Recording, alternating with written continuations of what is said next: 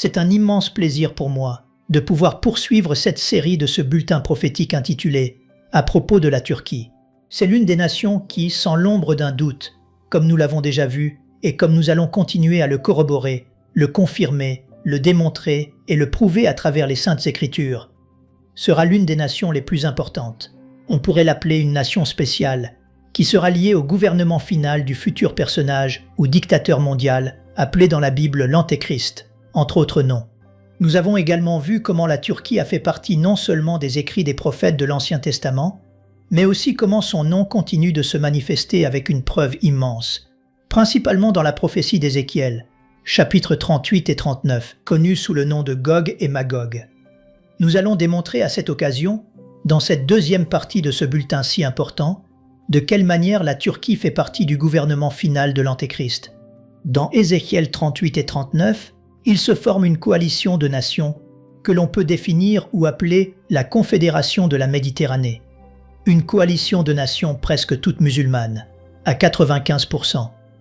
Pendant un certain temps, on a cru que Gog, le fameux Gog, le chef qui dirige cette coalition ou cette future invasion qui sera finalement déjouée par la personne même de Jésus-Christ lorsqu'il descendra détruire ses armées dans la vallée de Megiddo, ou la vallée située près d'Armageddon, ce qui signifie une montagne, la montagne du carnage.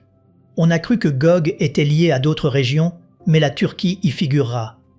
Il est important que nous nous rappelions également ce que la Turquie fait actuellement. Permettez-moi d'anticiper rapidement. Nous sommes actuellement à la fin du mois d'août de l'année 2026, et il y a environ une semaine, la Turquie vient de signer un pacte appelé le pacte de la Mecque.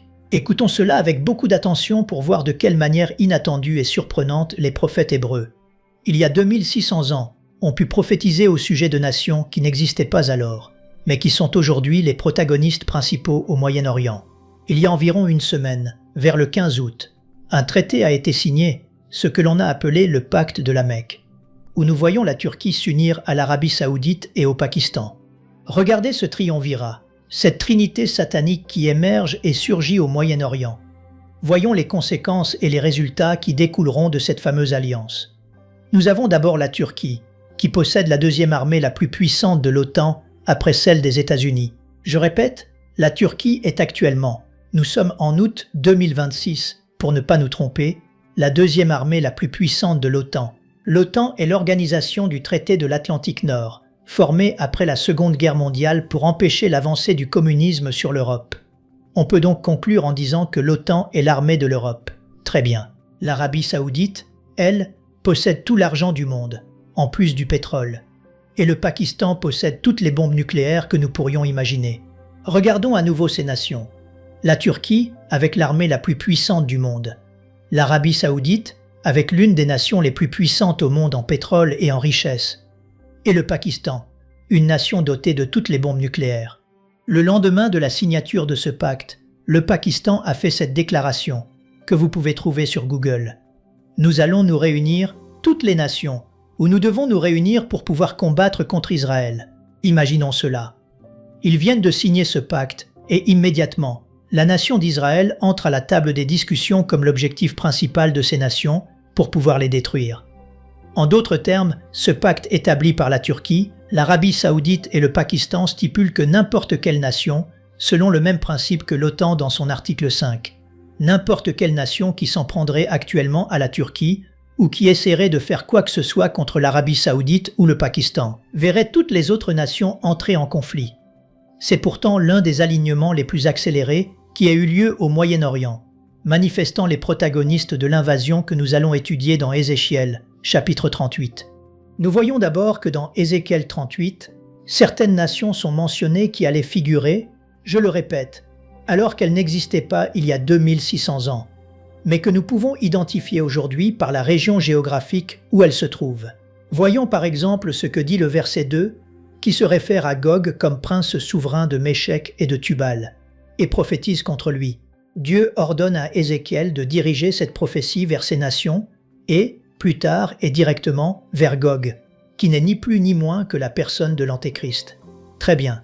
À une certaine époque, on a commencé à mentionner que Méshek et Tubal étaient en réalité les nations de la Russie. Pendant un temps, on a avancé que Méchec et Tubal figuraient où était la Russie, en les associant à Moscou ou Tobolsk. Le problème de cette interprétation est qu'elle ne repose que sur la sonorité similaire des mots. Méchec ressemble à Moscou et Tubal ressemble à Tobolsk.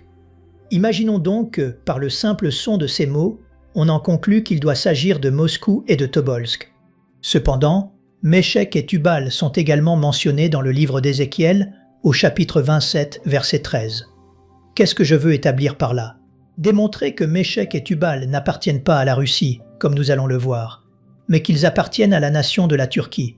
Et par là, démontrer que la Turquie est la nation la plus importante que Dieu met réellement en avant, dans le chapitre 38 d'Ézéchiel comme l'une des nations qui seront alliées à l'Antéchrist. Nous pourrions dire concrètement ceci. La Turquie sera le bras droit de l'Antéchrist et l'Iran son bras gauche. C'est-à-dire que la Turquie figurera plus puissamment dans les derniers temps que l'Iran.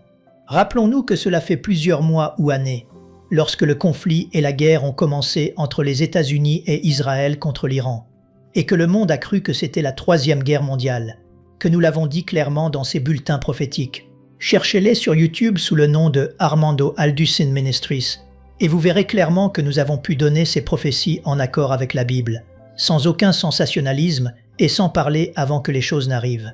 C'est pour cela que je tarde souvent à faire la deuxième partie de nombreux bulletins, car j'attends que le panorama soit un peu plus clair, que les réactions se produisent pour pouvoir réellement les comparer et les relier à la parole de Dieu. Nous avons dit clairement que l'Iran n'allait pas être détruit, que l'Iran n'allait pas disparaître, car dans la Bible, il apparaît sous le nom de Perse dans Ézéchiel 38, parmi les nations que nous étudions, où apparaissent également Méchec, Tubal, et comme nous allons le voir, Togarma et Gomer pour la Turquie. Par conséquent, l'Iran ne peut pas disparaître, et jamais, écoutons bien ceci, jamais les États-Unis ni Israël ne lanceront de bombes atomiques sur l'Iran. Car selon la Bible, l'Iran apparaît, j'insiste et je souligne que c'est ce que dit la Bible, comme l'une des nations principales de l'Antéchrist, c'est pourquoi elle doit survivre. Il en va de même pour la Turquie. Ainsi, avec cet appui, avec cette manière d'établir les paroles de Dieu, nous pouvons parler avec autorité et sécurité, car la Bible le dit ainsi, et cela doit s'accomplir ainsi. Par exemple, dans Ézéchiel 32, le verset dont nous parlions précédemment est une prophétie faite sur Tyr, pour que nous puissions clairement voir que l'on ne peut faire de lien ni avec Tobolsk ni avec Moscou. Il est dit dans Ézéchiel 27, verset 13, « Javan, Tubal et Méchec trafiquaient avec toi. Ils donnaient des esclaves et des ustensiles d'airain en échange de tes marchandises. » Si nous remarquons le verset 2 du chapitre 27, c'est-à-dire si nous nous situons dans le contexte où se trouvent ces nations, il est mentionné au verset 2. « Et toi, fils de l'homme, prononce une complainte sur Tyr. » Nous parlons donc du fait que Tyr entretenait des relations commerciales. Au verset 13, avec Javan, Tubal et Méchec, qui étaient des marchands avec elle, échangeant des hommes et des ustensiles de bronze sur ces marchés. Cela nous indique clairement qu'il est douteux que, dans l'Ancien Testament, la Russie fasse du commerce avec des gens si éloignés au nord, comme Moscou et Tobolsk. Si nous voyons que Méchec et Tubal avaient des relations commerciales avec Tyr, il est impossible que ce soit la Russie qui ait commercé de si loin, étant donné la distance entre la Russie et Israël. Méchec était situé près de la Phrygie en Asie centrale et en Asie mineure, et Tubal en Asie mineure orientale. En d'autres termes, ces régions géographiques, Méchec et Tubal, n'appartiennent d'aucune manière à la Russie et n'y ont jamais appartenu, car c'est là que se trouve actuellement, dans cette zone géographique de l'Asie centrale et de l'Asie mineure, la nation de la Turquie. Actuellement, cette région est majoritairement de caractère islamique. Et nous voyons aussi de quelle manière Magog, que nous avons également vu précédemment, a été décrit par l'historien romain Joseph. Il a écrit « Magog fonda les Magogites, que les Grecs appelèrent Skythes, et les descendants de Mag, qui est la terre où se situe la majeure partie des nations de la prophétie d'Ézéchiel 38, nous voyons que ce sont les nations qui occupent actuellement le Kazakhstan, le Kirghizistan, l'Ouzbékistan, le Turkménistan et le Tadjikistan, et possiblement une partie du nord comme l'Afghanistan et aussi le Pakistan. Actuellement, j'insiste, toutes ces nations sont occupées par la religion islamique. Voyons maintenant une autre nation. Allons dans Ézéchiel, chapitre 38, et voyons une autre nation mentionnée clairement comme la Perse. Au verset 5 d'Ézéchiel 38. Avec eux la Perse, l'Éthiopie et Put, tous portant le bouclier et le casque. Gomer et toutes ses troupes, la maison de Togarma, à l'extrémité du septentrion, et toutes ses troupes, des peuples nombreux avec toi. Très bien, identifions la Perse, ce qui ne pose aucun problème pour savoir de qui il s'agit. En 1935 du siècle dernier, la Perse a changé son nom pour devenir la République d'Iran. En 1979, elle a encore changé de nom lorsque les ayatollahs, qui sont les chefs religieux, ont transformé la République d'Iran en une théocratie. En 1979, lorsqu'ils ont chassé la famille du Shah d'Iran, ils les ont renversés, leur ont retiré le pouvoir et ont pris en main la nation d'Iran pour en faire une théocratie. Qu'est-ce qu'une théocratie? C'est un gouvernement qui fonctionne principalement sous l'influence d'une religion. Dans ce cas, la religion islamique des chiites, car les ayatollahs comme Khomeini, qui est déjà mort, étaient des religieux. Ils ont alors mis de côté le gouvernement civil, comme cela se passe au Liban. Au Liban, le gouvernement civil n'est qu'un décor. C'est le groupe terroriste Hezbollah qui gouverne. À Gaza, dans la bande de Gaza, le gouvernement de Mahmoud Abbas n'est qu'un décor. Qui gouverne? Les terroristes. Au Yémen, à l'extrémité de la péninsule arabique, c'est une nation où il n'y a pas de gouvernement civil. C'est un gouvernement de terroristes, les Houthis. Toutes ces théocraties sont celles qui ont tenté de s'emparer du Moyen-Orient. Ainsi, l'Iran est clairement identifié dans la Bible depuis 2600 ans dans l'Ancien Testament, sous le nom de Perse. Mais voyons maintenant ce qui est dit. Bien que le Cush du temps d'Ézéchiel se trouvait au nord-ouest de ce qui est actuellement la nation de l'Éthiopie, situé au bord de la mer Rouge et au-dessous de l'Égypte, vous pouvez le localiser sur votre carte, cette région pourrait donc inclure l'Éthiopie actuelle et le Soudan. En effet, dans la Genèse, chapitre 10, versets 2 et 3, Cush et Put apparaissent comme descendants de l'un des fils de Noé, Cham, qui a fondé le continent africain. Si nous avons une carte claire, nous pouvons voir la Turquie, l'Arménie, le Kirghizistan, l'Ouzbékistan et les nations qui sont presque au sud de la Mongolie ou de la Russie. Et en dessous, nous avons la Turquie et ses nations du nord de l'Afrique, comme l'Éthiopie, la Libye et peut-être aussi le Soudan au bord de la mer Rouge, qui sont les nations que la Bible a prophétisées il y a 2600 ans, comme devant entourer Israël. Souvenons-nous que ces nations ne sont pas arabes. Le premier cercle qui entoure Israël est composé de nations arabes comme l'Égypte, la Jordanie, la Syrie et les nations les plus proches qui tentent de conquérir Israël. Mais le cercle suivant qui va se former bibliquement et qui culminera avec la Troisième Guerre mondiale en Israël est le cercle des nations islamiques qui se trouve derrière le cercle des Arabes au Moyen-Orient. C'est incroyable car nous voyons de quelle manière l'islam prend une importance capitale, occupant tous les titres des journaux, des magazines, des vidéos dans le monde, des journaux télévisés. Voyez par exemple à New York la police. Nous savons qu'à New York, le maire est musulman.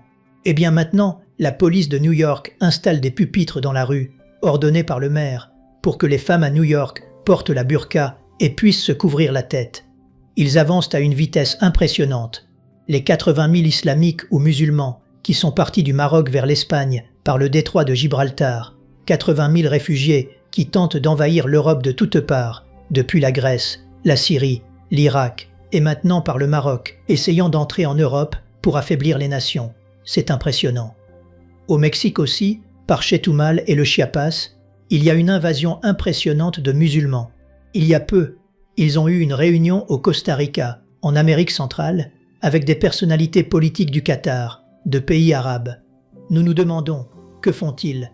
Ils essayent de contrer le flux de juifs qui va arriver en Argentine, car le président Milei a presque donné toute la Patagonie pour qu'ils y fondent des refuges pour les juifs qu'il veut protéger des prochaines guerres.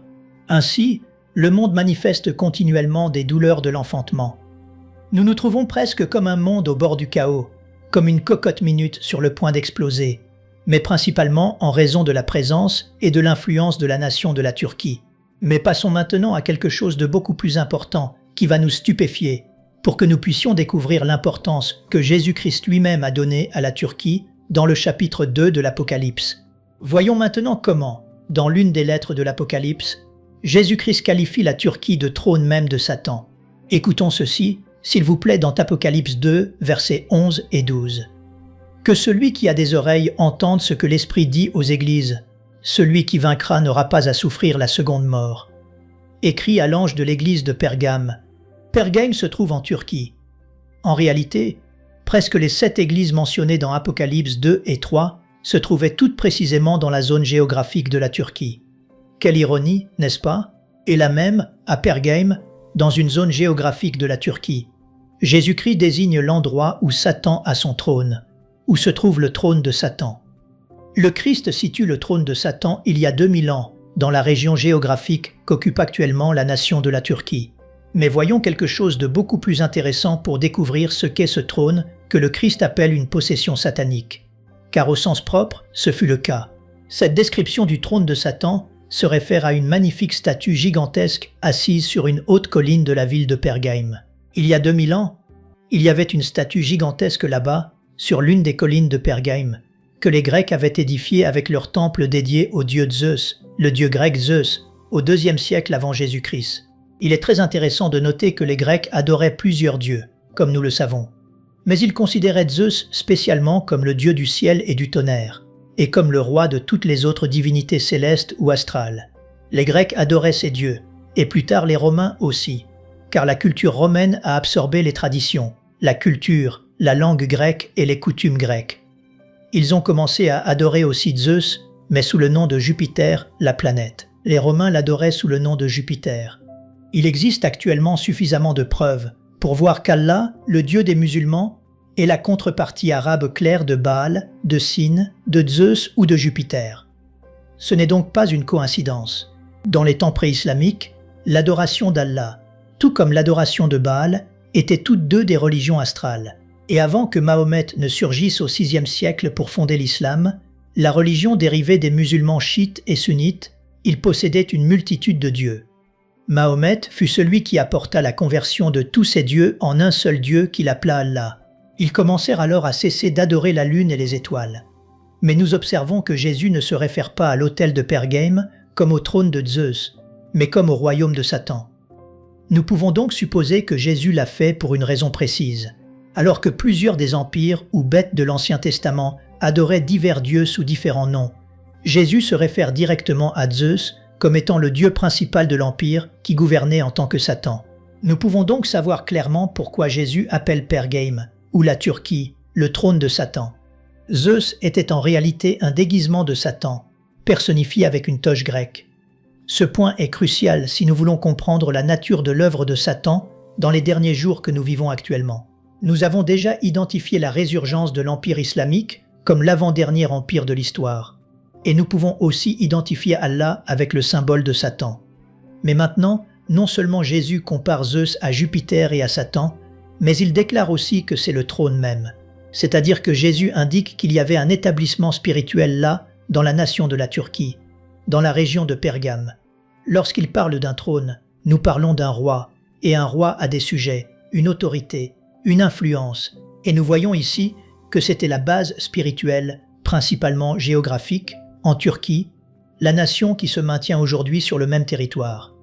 Et jusqu'au XIXe siècle, ce grand trône est resté en Turquie, qui fut aussi le lieu de l'Empire ottoman turc. Depuis l'époque du Christ jusqu'au XIXe siècle, ce trône de Satan est resté en Turquie. Écoutons ceci avec beaucoup d'attention pour voir comment cela a changé depuis le 1er siècle, où Jésus-Christ est mort sur la croix du Calvaire, jusqu'au XIXe siècle. Pendant 19 siècles, le trône de Satan est resté en Turquie. Mais voyons quelque chose de surprenant qui s'est produit à l'époque du nazisme au XXe siècle. Écoutons ceci avec soin, c'est surprenant. Depuis 1879, le trône de Satan, ou l'autel de Pergame comme on l'appelle actuellement, a été déterré par un groupe d'archéologues allemands. En 1879, le trône de Satan a été exhumé par des archéologues allemands.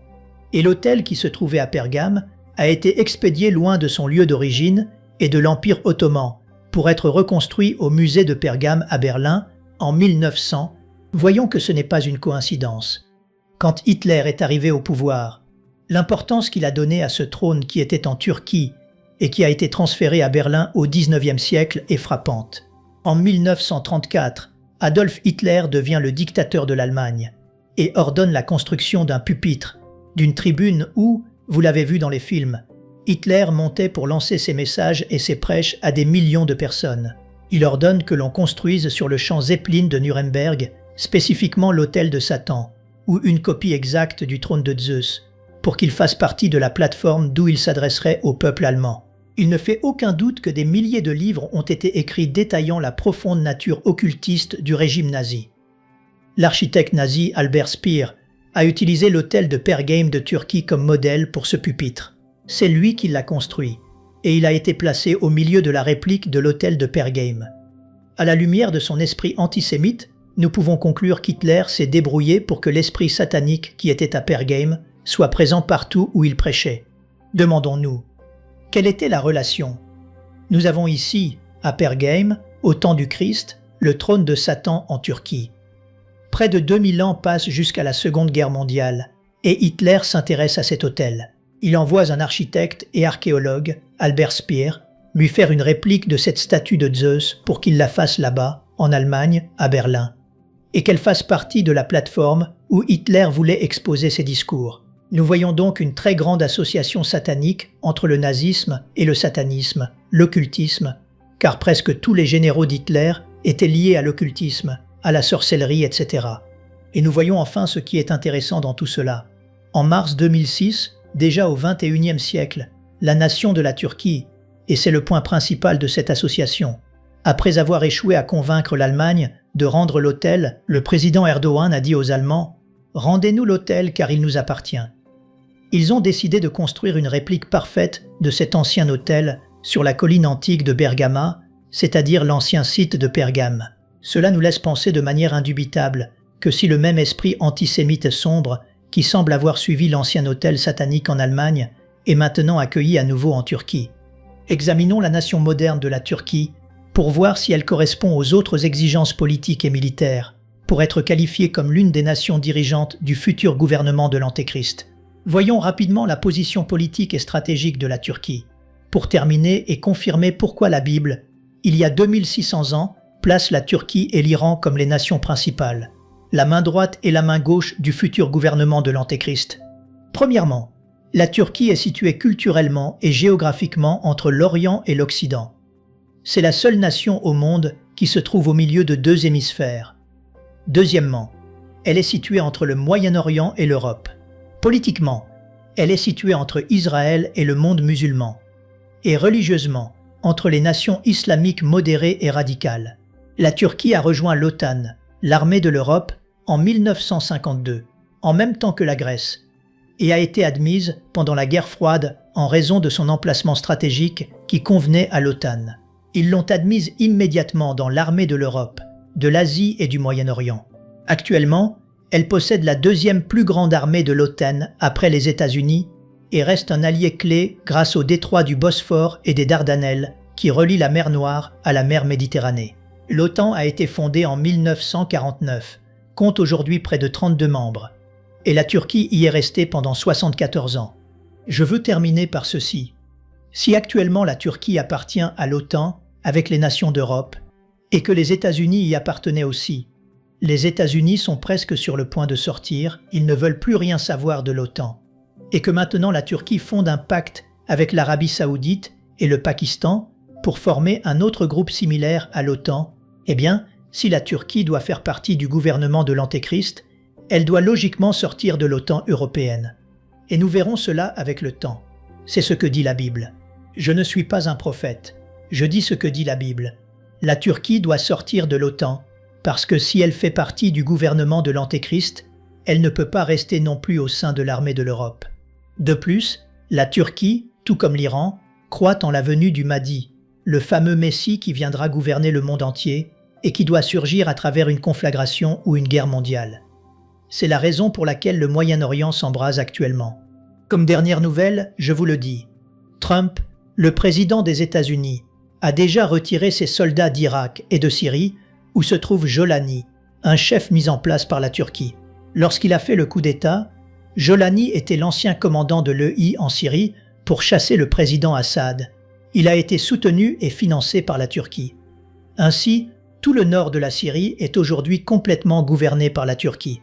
Nous voyons donc l'avancée et l'influence immense du président Erdogan, actuel président de la Turquie, dans le monde islamique. Il est le deuxième homme, après Mahmoud Ahmadinejad, l'ancien président de l'Iran qui, au Forum des Nations Unies à New York, a juré publiquement d'exterminer la nation d'Israël. Ahmadinejad est déjà mort, mais Erdogan est la deuxième personne et représente la deuxième nation au monde qui, après l'Iran, a juré publiquement d'exterminer la nation d'Israël. Quelle coïncidence que la Bible ait pu, il y a 2600 ans, nous présenter ce panorama impressionnant, prouvant son inspiration surnaturelle. Nous avons dans la Bible la parole prophétique la plus certaine, à laquelle nous ferions bien d'être attentifs comme à une lumière qui brille au milieu de tant de ténèbres. C'est merveilleux que nous puissions avoir ce guide dirigé principalement par l'Esprit de Dieu, qui nous montre les choses non pas pour nous effrayer, mais pour que nous ayons confiance. Plus la situation mondiale s'obscurcit, plus nous nous rapprochons du second avènement de Jésus-Christ. Je répète, les États-Unis abandonnent l'Irak, la Syrie, le Moyen-Orient. Le Moyen-Orient reste complètement seul entre les mains de qui, à votre avis? Bien sûr, entre celles de l'islam, car le Moyen-Orient sera le lieu où le monde a commencé et le territoire géographique où se terminera la Troisième Guerre mondiale. Trump s'occupe déjà davantage du continent américain, de Cuba, du Venezuela, du Mexique, etc. et délaisse le Moyen-Orient. La Chine, elle, a déjà passé un accord avec Trump pour qu'on la laisse passer par le détroit d'Ormuz et pour qu'elle puisse s'emparer de l'île de Taïwan, l'île des puces électroniques.